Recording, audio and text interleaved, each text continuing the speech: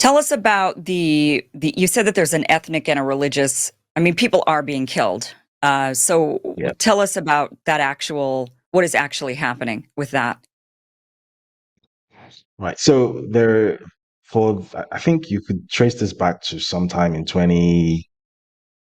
Well, so what we know as Boko Haram officially kicked off in 2009, but this sort of newfangled pattern of widespread, almost like random violence against very large groups of people, which doesn't really seek to to accomplish a specific target, like destroy a building or something, but it's like just trying to clear out entire areas and displace entire areas of people. I would say this began sometime around 2014, 2015. And for the longest time, it has been a bit of a mystery that what exactly is the objective of these people? Because if they claim that it's a religious thing, they're trying to get rid of Christians or African traditional religion people, and they want to set up an Islamic caliphate, which is what they claim they do, then why on earth are they killing Muslims? Hmm. Because the part of the story which I guess isn't told enough, as I mentioned earlier, is that more Muslims than anyone else have died in this pattern of violence. So if say 100 people die in this area, maybe 45 of them or 40 of them might be Christians. Those ones might be the ones to get the media coverage, but the other 60 will be Muslims, and nobody talks about it. I guess because it's inconvenient. You can't call it a genocide. You can't call it religiously motivated, because if a Muslim kills a group of Muslims, what do you call that? So Yeah. it's this. It falls into this weird, I guess, memory hole. So that has been the situation where it almost seems as if like people didn't really understand for the longest time until I believe it was in 2022. A guy who used to be under Nigeria's former military president Sani Abacha. This guy was essentially Abacha's chief of staff. His name is Hamza Al Mustafa. He came out and gave an interview, which many people, myself included, didn't necessarily take that seriously at the time. But in hindsight, everything he said was absolutely true. He said that the only statistical model that these killings follow, the only thing you can use to make sense of these killings is not religion, it's not ethnic dispersion, it's not anything like that, that it's actually natural resource deposits. That these areas where these patterns of large scale displacements happen almost invariably happen to the areas which are rich in certain resources that certain interests want. So where you have a human settlement of 10,000 people living on top of a deposit of lithium or something, obviously this is people's ancestral land. They're not going to vacate it. If you ask them nicely, they're not going to leave it, and they're not going to sell it to you either. It's their land. So what do? You create a violent um what's the term I'm looking for? But you essentially create something, a situation so violent for them that they have no choice but to leave. They become internally displaced people in Nigeria. And then the place that used to be their home then becomes this big open pit mine. Hmm. And then you have all sorts of things happening. You have in Nigeria, this is a thing that happens, you can confirm this. You have planes flying from airstrips which are not officially recorded. So you can't find this airstrip on a map, but it exists. It's there. It's deep in the middle of the country somewhere. And you have planes taking off and landing there with their transponders off. And this became such a problem that in 2023, the Nigeria Civil Aviation Authority actually put out a circular. They actually put out a statement to all air operators in Nigeria. This was made public to all air operators in Nigeria. Um, a plane was recently spotted flying with its transponder turned off, flying over the presidential villa. And that the next time such a thing happens, that the Air Force is basically going to scramble jet fighters to intercept. So basically, it was a warning that if you're flying within Nigerian airspace, you're supposed to be identifiable. So that's how bad the situation is. In that case, it was actually a passenger airliner that happened to be flying with its transponder turned off for some reason. But the point is, this has become such a widespread thing in Nigeria now that planes flying with their transponders turned off, and a large number of them have essentially conflict minerals on board, and they're going to places like Dubai. Hmm. So that's what is happening. So that is actually one of the, if not the single key driver of this violence that is taking place. But I guess because that is not a story that is told very often in Nigeria, and many Nigerians, I guess the Nigerian educational system itself doesn't actually teach that Nigeria has the not the solid mineral wealth that it actually does. Most people in Nigeria reflexively only think that Nigeria just has oil. Nigeria Hmm. does have oil, but it has a lot more than just oil. Nigeria actually has much more natural resource wealth inland than it does at its coast, which is oil. But we don't know that. So, However, right. other people do. Yeah. So you're saying that Boko Haram, now is it Boko Haram that's doing this? Are they the ones that are going in? They know that the resources are there. They're then destabilizing the areas, forcing people out, taking the resources and selling them to foreign countries. Is this their industry? Short answer, we don't know. And the reason we don't know is that there are so many armed groups that are active in that region that we actually don't know who is who Okay. any longer. So there's Boko Haram, which was the original one, and there was ISWAP, which was its I guess its splinter faction. Then there's Ansaru, and there's AQIM, which is supposedly for the Maghreb, but it's also active in West Africa. And there's JNIM, which is also now active in Nigeria, which used to be active only in the Sahel.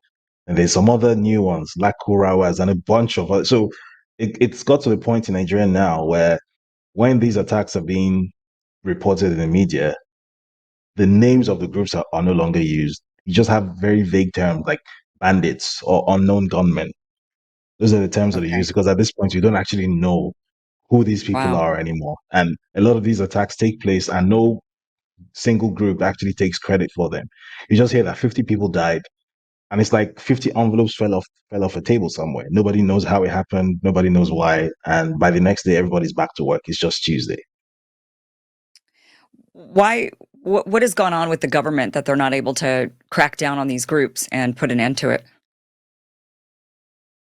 It's a very good question. And to answer that question, we have to go back to 2014. So at the time when Boko Haram was just starting to become a fighting force that could actually hold on to territory and hold its own against a trained military force, Nigeria's then president, a guy called Goodluck Jonathan, found an effective but somewhat left field solution. So a South African mercenary group, which was known as Executive Outcomes, was hired to take care of this thing because what was happening was the Nigerian election was coming up, and there were, I believe, three local government areas out of Nigeria 774 that were under control of Boko Haram. So this mercenary group was called in, and they actually did an excellent job. They were very competent at their job, and they actually almost succeeded in completely driving Boko Haram out of Nigerian territory. And then the election held, and then Goodluck Jonathan lost the election and he conceded to his challenger, who I'm sure it will not surprise you to know was US backed. So General Buhari or retired General Buhari comes in on the coattails of Barack Obama, who did everything to bring him in, including lending him his own personal campaign manager, a guy called David Axelrod. Right. So David Axelrod actually brought General Buhari into power in 2015. And as soon as that happened, some very interesting things took place. So the first thing was that this contract with the mercenary group was inexplicably cancelled. Till today, no one has ever given any reason why. The only thing we know is that apparently the Americans wanted it to be cancelled. So it was cancelled. No one has explained why. The second thing that happened was that some of the military modernization deals that had been signed. So, for example, there was a deal that had been signed between Nigeria and Pakistan for the supply of a squadron of 40 JF-17 fourth gen fighter aircraft. And this deal involved not just the aircraft, but also the construction of an assembly line in Nigeria. So essentially, that would have made Nigeria's Air Force sanctions proof. That's how you build real capacity, right? That Hmm. deal vanished into thin air. And instead, what Nigeria ended up getting was a few of these, what's it called, A-19 Super Tucano American aircraft, which, as you know, are sanctioned to heaven and back because they have geographical restrictions on them. You can't use them without permission from the US. So they're essentially just really expensive toys, right? You can't really use them in your actual combat missions. So the long and short of what I'm trying, and that was just one example. There were several examples of things like that. So the long and short is that the operational capacity of the Nigerian military has been very deliberately degraded over the years, and the US government has played a central role in making that happen. I should also mention that at the height of this anti-insurgency fight in 2014, the US government actually imposed an arms embargo on Nigeria. Nigeria was unable to purchase weapons legitimately from the international market. The US government claimed that under the so-called Leahy Law, first of all, it wasn't going to sell any weapons to Nigeria, and that secondly, because Nigeria had apparently been violating the human rights of these people who we knew were terrorists, but according to the US government were locals, then they would not only not sell weapons to Nigeria, but they would actually impose an arms embargo on Nigeria. So if you can actually Google this, sometime in 2014, a private jet in South Africa was discovered with millions of dollars in cash on board, and this was actually Nigerian money. And apparently, what was happening was that Nigeria was actually reduced to purchasing weapons from the international black market and smuggling, carrying out transactions using cash. And it was a private jet that belonged to a Nigerian prosperity preacher, and that was the level that a whole country was reduced to because of U.S. sanctions. I should also mention that for 3 years, because Boko Haram first became like a national story in 2012, for 3 whole years, when Hillary Clinton was the Secretary of State in the U.S., the Nigerian government had requested for Boko Haram to be designated as a foreign terrorist organization. And Clinton's State Department refused for 3 years. They sat on their hands deliberately, allowed Boko Haram to keep gaining critical mass. They allowed it to keep having access to the SWIFT financial system to essentially build capacity for 3 years before eventually it was then designated, like at the dying embers of the Obama presidency, when it didn't matter any longer. So I guess you have the answer to your question. That's what's happening with Nigerian defense. Certain geopolitical actors have taken it as their project over the past decade to ensure that the country is weakened. And their project has worked. And that's why we're having this conversation, because Nigeria is now a very, very weak country. Thank you for watching this clip from the full Kim Iverson Show, which you can catch Monday through Friday, 2 p.m. Pacific, 5 p.m. Eastern at KimIversonShow.com. It is free for you to watch. Again, 2 p.m. Pacific, 5 p.m. Eastern, KimIversonShow.com. See you there.